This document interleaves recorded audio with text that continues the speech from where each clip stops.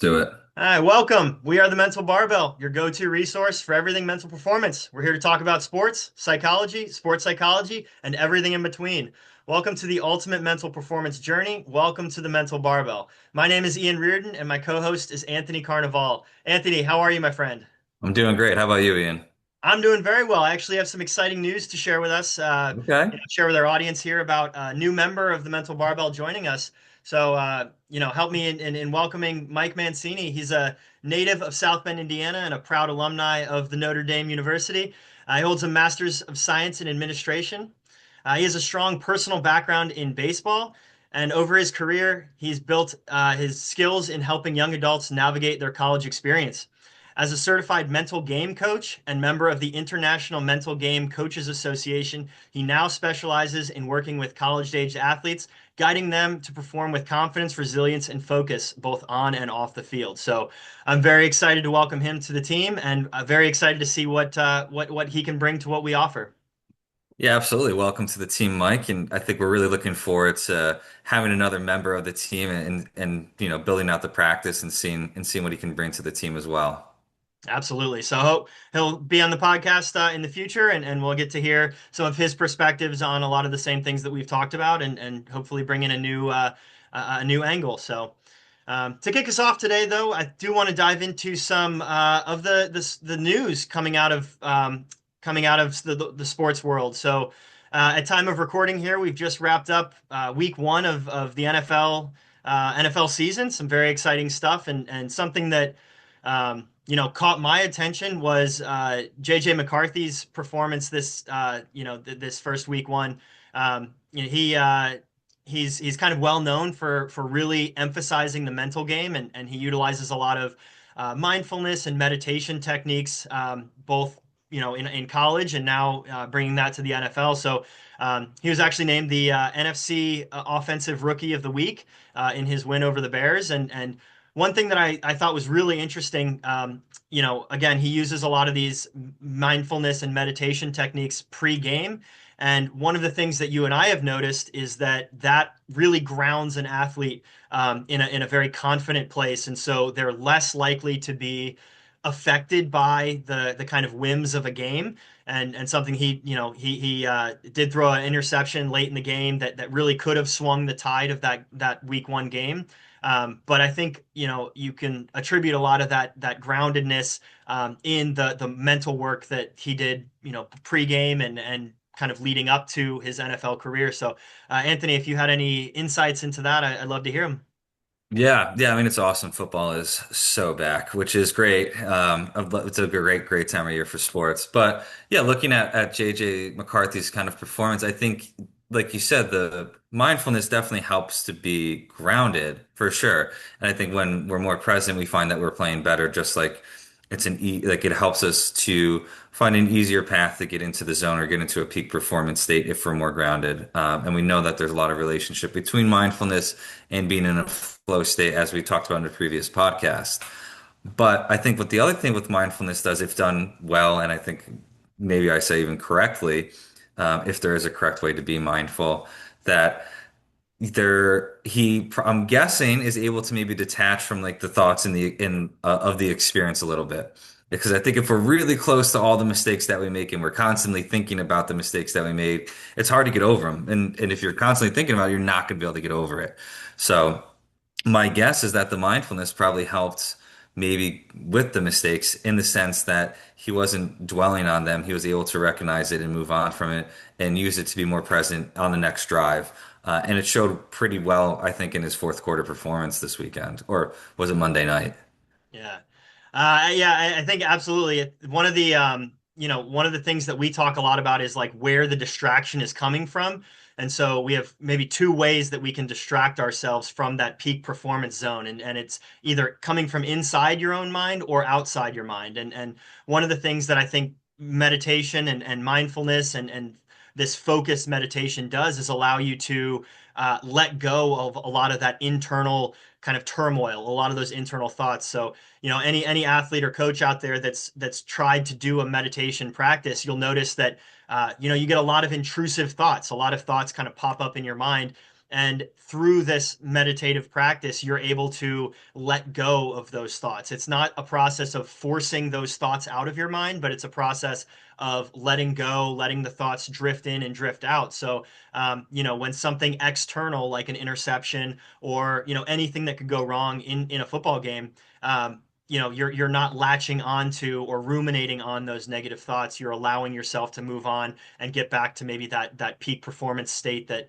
you started the game with. And you kind of alluded to something else there, and I think it's the meditation practice that's important. I've met with a number of athletes in my time as a coach and now as a mental performance coach, where they try to practice it maybe in the moment, or it's pre-game and they're trying it for the first time. But what I think McCarthy does and has done is that it made it a part of his long-term practice. This was something that he did at Michigan. This was something that he's done in high school, and it's developed into a very effective tool. But the tool by itself is not as important as how you use it, and repeating the use and training the use over time. And that's where we really see the benefits. So, I appreciate that perspective on things, and I think I'm excited to see where he goes moving forward. Yeah, absolutely. I think it's important to remember like these, not to have like these one trial generalizations. Trying something for the first time, you're probably not going to be good at it as you are the second time doing it, or making just a broad generalization if it doesn't work the first time. This, like any other skill, it takes time to develop. Yeah, and that's a great practical tool or practical recommendation, I should say, that anytime you learn a new skill or try a new technique, it's often very hard and you're not very good at it, right? Think about anyone who's an expert in their sport right now. Think about the first time you tried it. You kind of muddle your way through it and learn as you go. So that kind of extends to any of the interventions or techniques that we talk about. When you try it the very first time, it's often not going to go great, but the next time you do it, you just look for that 1% improvement, and each time you do it, you get a little bit better. So it's a very good practical recommendation there, Anthony. Thank you. Something else that's kind of been on my mind and been in the news lately is the enhanced games. I don't know how familiar, Anthony, you are with this, but it's an organization that's trying to create kind of a parallel organization to the Olympics, right? The Olympics is notoriously drug-free, and as it should be, in my opinion. But the enhanced games are trying to offer an alternative view on sports where pharmacology and performance enhancing drug use can help maybe promote athletes beyond their peak. And right now they have five swimmers actually that have joined from kind of all over the world. And they have since set two Olympic records, or two kind of world records, I should say, in swimming in the 50 freestyle, which is notoriously a very narrow margin event. These records being set by hundredths of a second, and if not even less. So I'm curious to hear maybe your kind of 30,000-foot view thoughts on the enhanced games, and maybe what that means for athletes kind of following around the world. Yeah, yeah. I didn't hear about it till we had like our pre podcast kind of talk. So this is, yeah, I think it's interesting. It feels very akin to like the Live Golf PGA golf situation where maybe we're trying to target a different audience than the Olympics. The thing that was coming up for me is like I would much rather see the Olympians compete against like a normal like person who doesn't compete in like the Olympic Games. Like that seems way more interesting to me for whatever reason, because I think that feels closer to where I am at. Because I think like of course they're going to break records and everything. They're using banned substances. And I think the concern is like what happens when they're done? Like what are the long-term effects of a league or a union or whatever we want to call it like this? Um, it's cool maybe to see, but I don't think it has like a really long-lasting value effect. 'Cause not to say like they're not important, but I find that most people don't think about the Olympics until they're here. And then to think that this league's going to have a bigger effect, I don't know how they're going to do that. But I guess it's cool. It seems like kind of like a lot of things. It seems like it's maybe one of these like I don't want to say it's clickbait, but it's kind of a thing that's garnering attention in a world that really doesn't have a lot of attention. Um, but yeah, it's interesting, I guess. Yeah. Yeah, I'm just absolutely. free And I'm associating right now because I'm just thinking about it on the fly. Yeah, absolutely. And I'm not here to, defend them or be an apologist for illicit performance, performance enhancing drug use.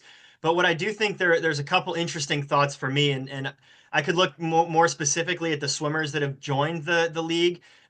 But from my view of things, it seems like athletes that have kind of run out their careers naturally already. So a lot of these athletes are a little bit older and they're maybe trying to squeeze the juice out of the stone a little bit with their careers, and so they're using these PEDs to recover better, where their biological age might preclude them from doing so, and things like that. So I do think to your extent it almost feels like a way to kind of extend the longevity of a career you know rather than be an athlete that starts in that like performance enhancement arena. Mm, Um, so I think there's that, but I also think we can use that as kind of a vehicle to talk about the narrowing margins of the physical domain in sports. So, a lot of these performance enhancement drugs, they help with recovery. So you can train harder, you can train longer, more often, and then with this pharmacology, your body recovers better. And so, in thinking just about my own experience in sports and as a coach and watching professional athletes utilize a lot of these are not pharmacological interventions anymore, but like, ice baths and performance nutrition and things. What we're doing is really narrowing the margins between great athletes, right? If everybody has access now to the kind of gold standard of recovery, those are no longer advantages that individual athletes are able to get. And so I think in that narrowing of the physical domain, I think that what we do and the mental side of things is going to become more important. Just because, again, now you need a new edge to gain over your competition. So I'm curious, Anthony, to hear some of your thoughts in that regard. yeah, absolutely. I think we're I don't know the timeline, but I think we're kind of going through a similar boom that like I'm guessing strength and conditioning went through several or a decade ago or whatever it ended up looking like. Because I don't think every school or university had like a strength and conditioning coach, and now every school probably like, at least even at Marist we have multiple strength and conditioning coaches, and I think most schools have at least one, if not like a multitude of it or like a multitude of ATs. So I think the resources are getting larger, and that I think makes room for us to have a place in that as well. And I think you, like you were saying, that you're going to notice the difference is the people who decide to use the resources that are available to them, or if people have access and means to use the resources that are available to them as well. Um, and like at schools that like so a lot of my experience is going to be at the university college level, and a lot of the times it's not, at least at Marist, it's not an additional fee to use it, so it's whoever wants to decide to use it to get better. I think at the end of the day they are all of it's going to be helpful in itself, but it comes down to like how do you want to use it? Are you motivated to use it? And is it going to be something that you're going to continue to use to help your performance? Because I think, especially with like the proliferation of the internet, AI, the resources are out there. I guess it's deciding whether or not you want to use them and to use them effectively. Not to Yeah, say like an AI should replace us or anybody, but I think you can find your answers and find a professional using that. Yeah, 100%. And I think, we call it the information age that we're in right now. And there's so much in terms of physical recovery, physical training, nutrition, and gearing up your body for peak performance and peak recovery. Now, I think is a great opportunity for people to start looking towards mental resources and psychological resources to find that edge over their competition. So I appreciate your perspective there. And I think that leads us right into some emerging research right now in the field of yoga nidra is what the study refers to it as, but for us in practice, it tends to be body scan meditation or guided relaxation meditation. So something that I've been relatively familiar with, reading through a relaxation script with an athlete, have them scan their body for tension and things like that. So in this literature, and I'll link the research article below in the notes there. But this research refers to this process as Yoga Nidra, which in Sanskrit means yogic sleep. So the idea of a prolonged guided relaxation period where you're somewhere in between a sleep state and a wake state. So it's an opportunity for your mind to kind of uh, move away from consciousness, but not be totally unconscious. And a lot of really profound things can happen there. So before I get into too much of the research, Anthony, have you had much personal experience with this type of meditation, either from a practitioner side or an athlete side?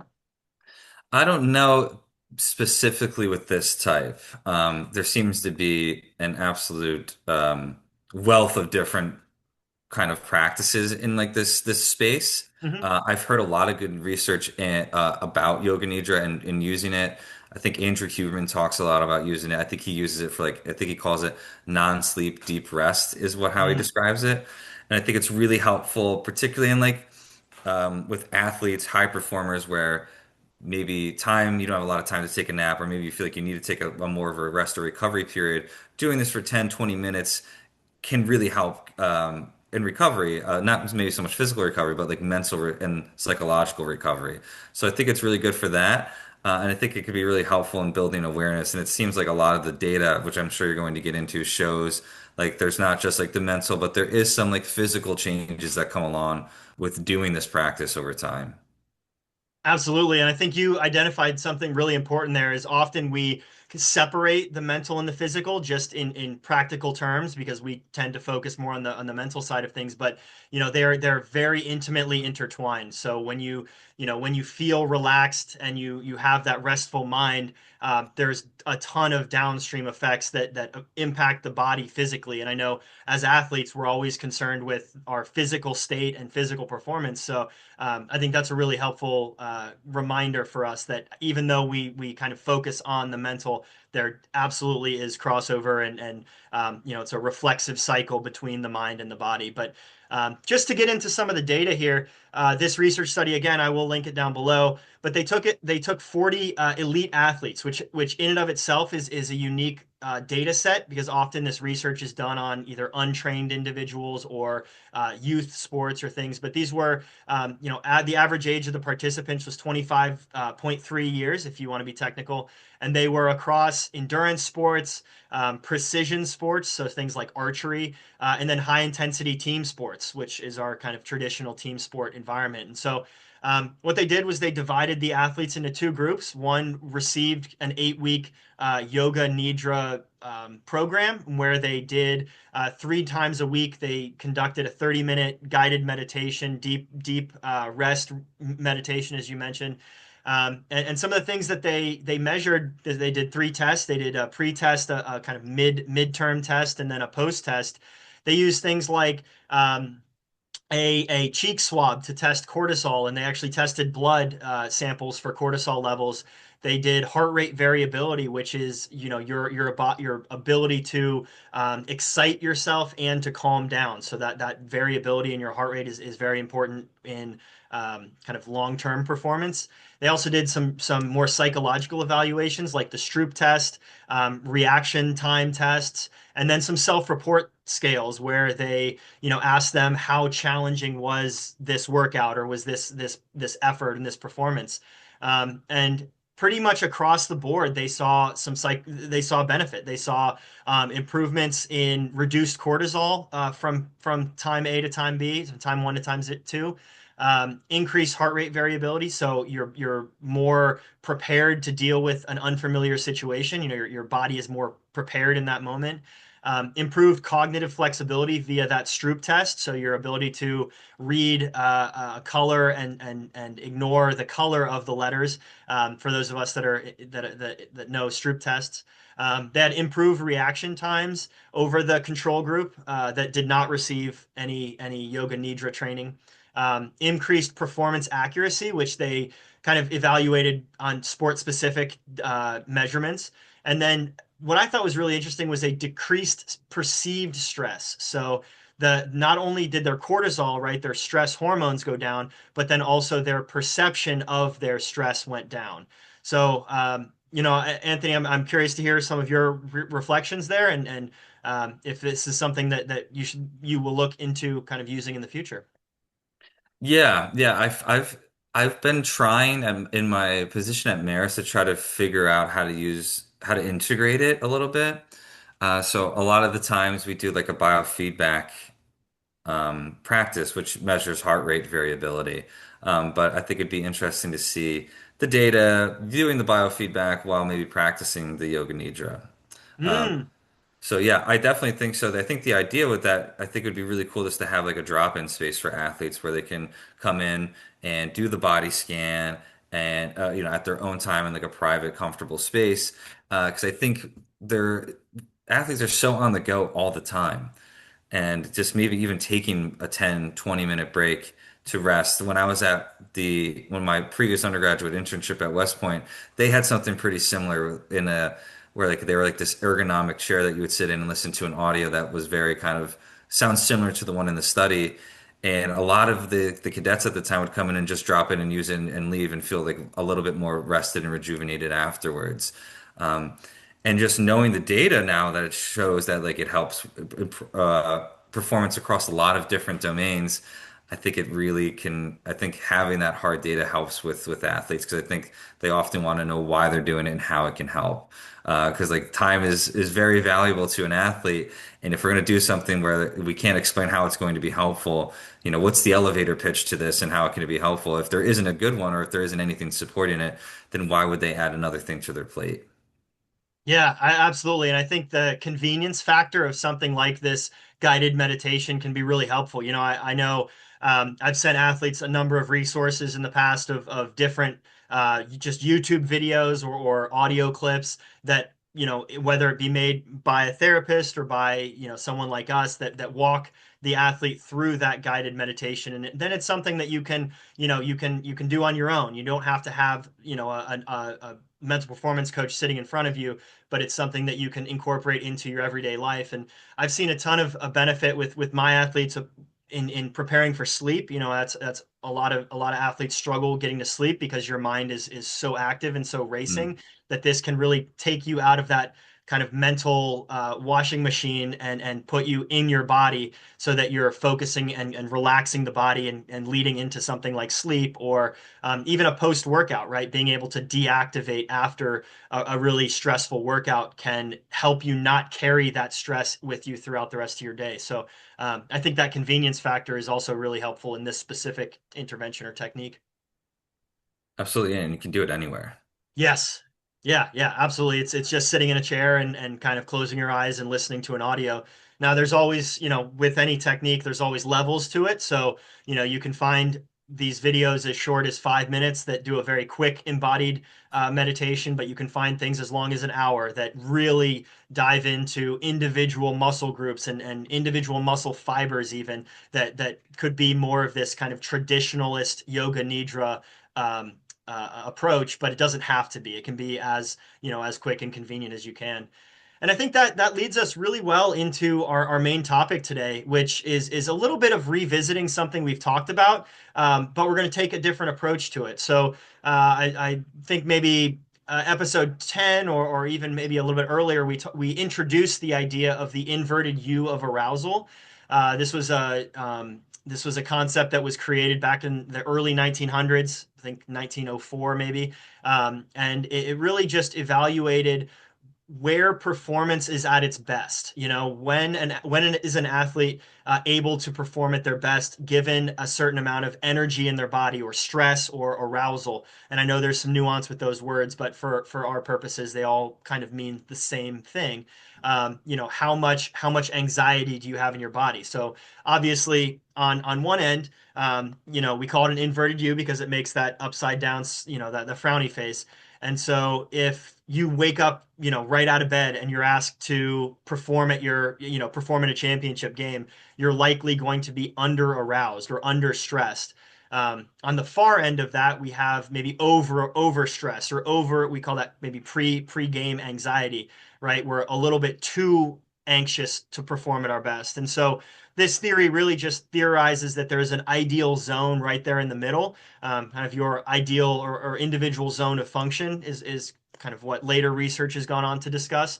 But what we're going to talk about today is how to use that paradigm to really take control over your energy levels. So, Anthony, what experience do you have using the inverted U, and maybe give a success story in using it moving forward?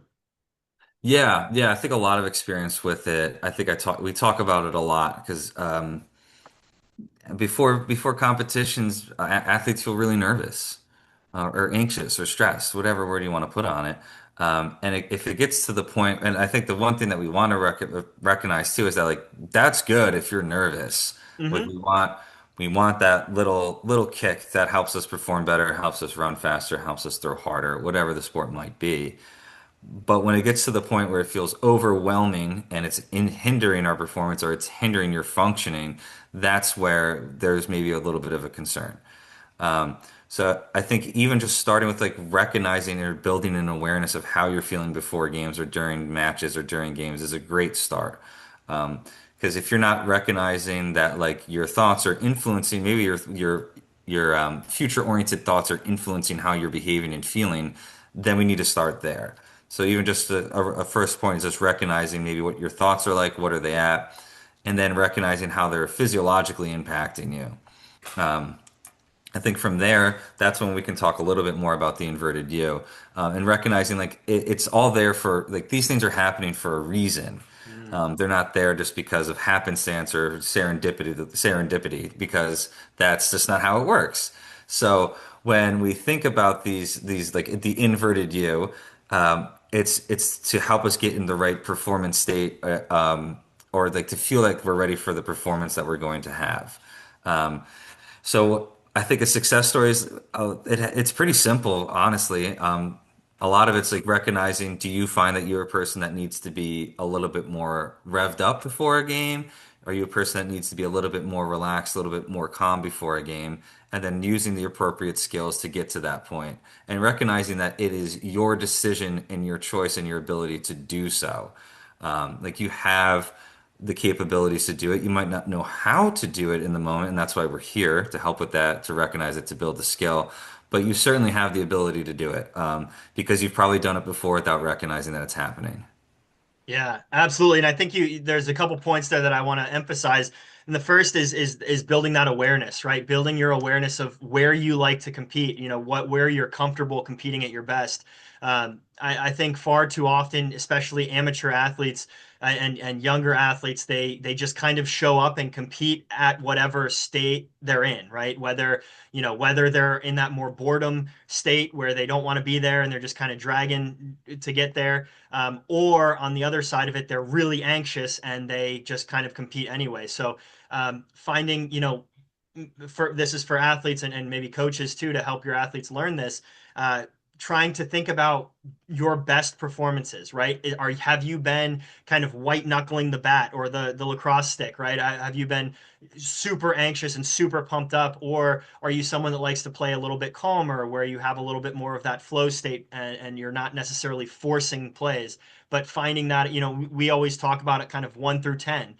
10 being so anxious that it's really hard to play, or one being you just woke up and your heart rate's down, you're kind of bored, not really ready to play. And so that brings us to some of the techniques that we've talked about in the past, which is your ability to activate, right? And athletes are very good at this. This is, your traditional team warm up, getting your heart rate elevated, getting your body warm. This can be listening to like that pump up music, right? That bass heavy, high rhythmic, high BPM music that gets you excited. It could be talking to a coach and going over your game plan, but these things that help elevate your stress levels to find that peak performance zone. And then on the back end of it, what's your ability to deactivate? And that might be something like we just discussed with the Yoga Nidra, the guided meditation, or deep breathing, things like that. That if you do find yourself in that hyper anxious state, finding a way to kind of recenter yourself and come back to where you want to compete, where you want to perform. Um, and then the other thing that I think is huge is this whole process is really taking control of your own arousal state, your own energy state, your own stress level. So, rather than just showing up and letting, the game dictate how you feel, you take control of your own mental state, your own physical state, and you say, you know what, I'm at an arousal level 2 right now, and I need to be at a 6. How can I get there? And by doing that, you're increasing what we call the internal locus of control. We actually have an article out on our website right now about some of the benefits of increasing that internal sense of control. But it's huge, right? It's again, we use the platitude all the time: control the controllables. And if you don't know what is controllable, then it's really hard to do that, right? And what we try to utilize this inverted U process is saying how you feel in the moment, the stress that you feel is something that you control or can control. It might take some practice and there might be some hiccups along the way, but it is something that you can work towards controlling. If you, as we said, there's always levels to this stuff, but you can look at anecdotes of like Buddhist monks that are able to control their blood pressure. They're able to control their heart rate.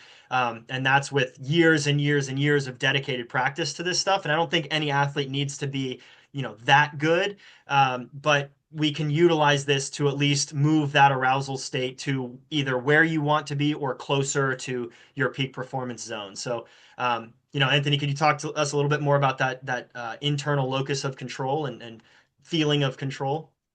Yeah, yeah, I think it's important to recognize the things that you do have control over.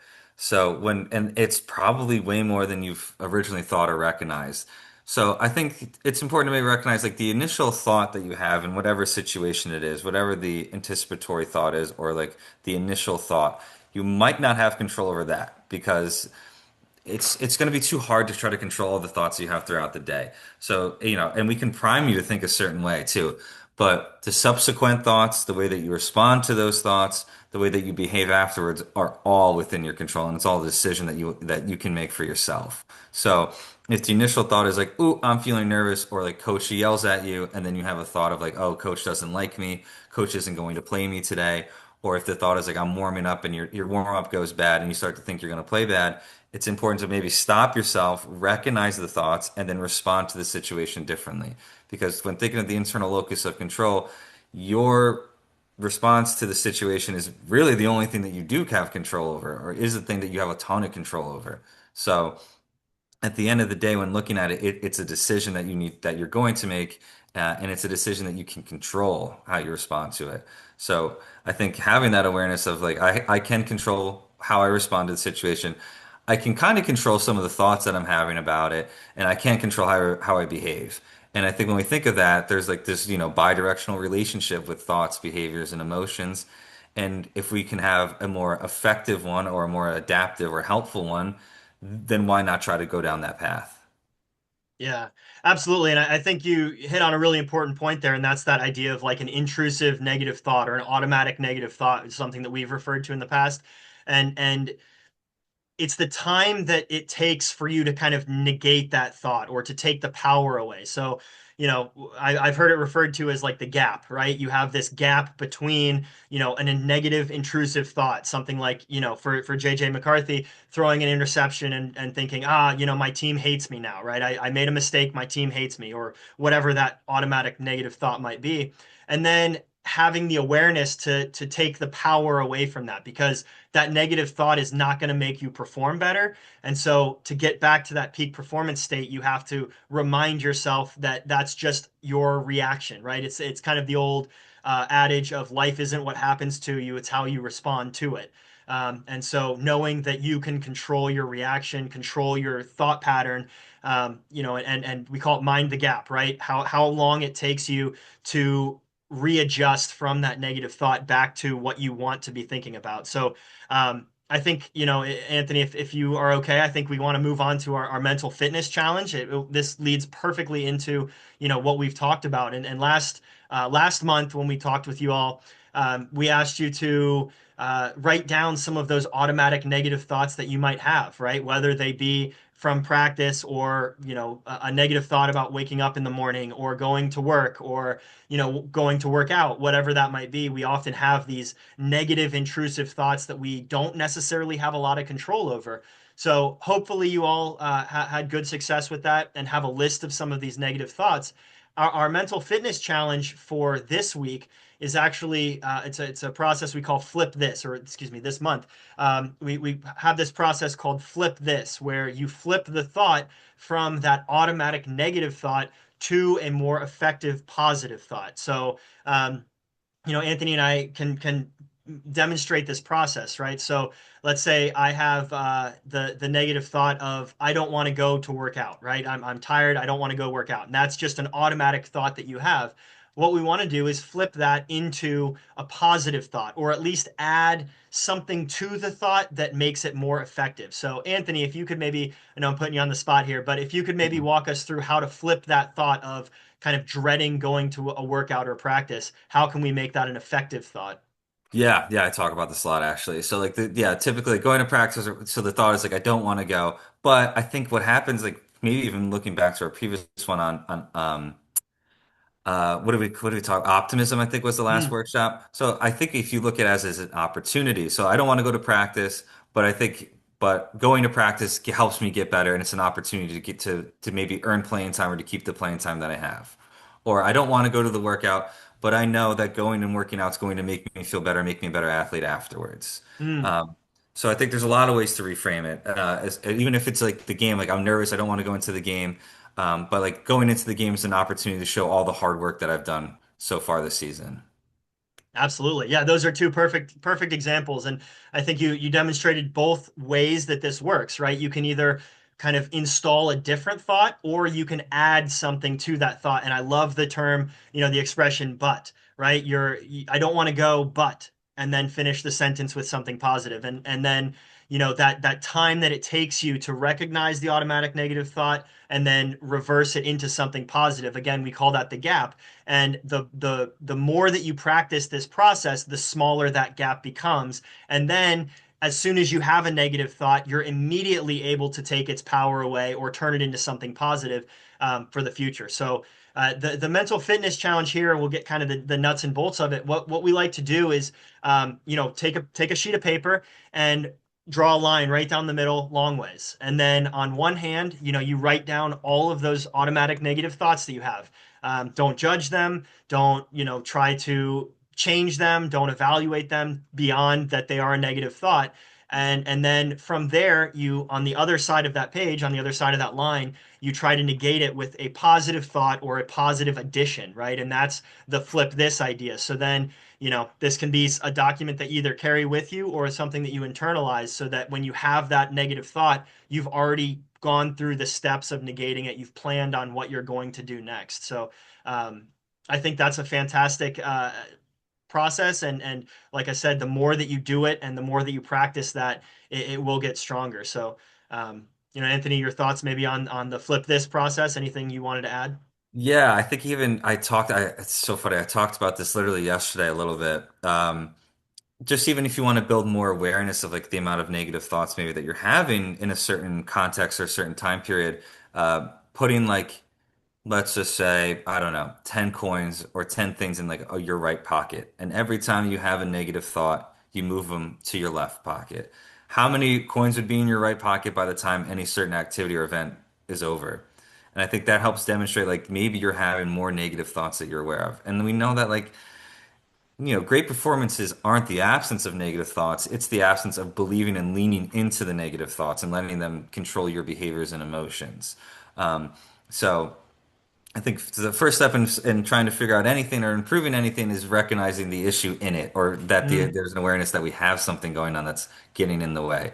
So I think that's a really tangible way of maybe just first developing it, and then after that, I think that's really helpful. We can use the practice that we just talked about. So writing down ways that you can flip these thoughts and continuing to remind yourself and practice that and putting it in a spot where maybe you can see it every day. Maybe it's in your locker or maybe it's like on your phone or maybe every time you log into something you get a notification. Because you're going to be doing things with notifications anyways. Why not make it a helpful one? Yeah, I think that's an awesome point there at the end. that a lot of this stuff is easy to forget about, right? It's easy to just get lost in your day to day, and so giving yourself a subtle reminder, or something tangible like the coins in your pocket, or even like rubber bands on your wrists, right? Like something that you can that it will physically remind you, and a lot of times we talk about multimodal processing, where you're not only thinking a thought, but you're reading the thought. Maybe you say it out loud, so you're not only speaking it, you're hearing it. And then that the physical component there that you mentioned also adds like your body into it, which for us athletes is very important, because we spend so much time in our body and thinking about our body, that you want to incorporate that into your consciousness and your cognition. We call that embodied cognition. So some fantastic points there, Anthony. And did you have anything else maybe for our audience here before we wrap it up? I think that covers about everything. I think, like we say every time, these only get better with practice and, what fires together wires together when thinking of the brain.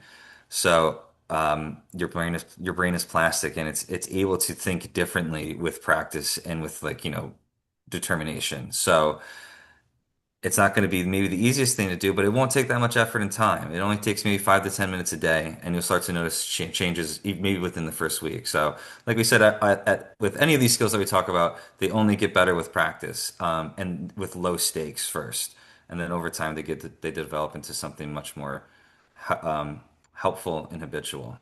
Yeah, absolutely. Well, Anthony, as always, I appreciate your perspectives and your thoughts on a lot of this stuff. I think, when we talk about it, I always learn something, and I hope you do as well. So, um, and that brings us to the end. So that's a wrap here for episode 15 of the Mental Barbell Podcast.